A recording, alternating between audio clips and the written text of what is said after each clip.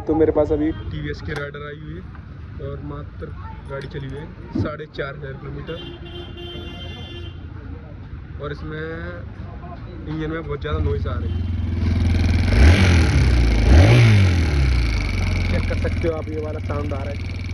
अभी साउंड सुन लिया, अभी ठीक करके दिखाते हैं आप।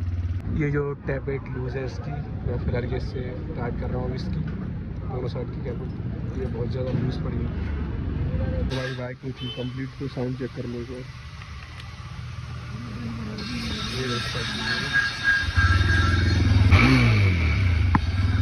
हो गया भाई, एकदम एक नंबर साउंड हो चुका है भाई बाइक का।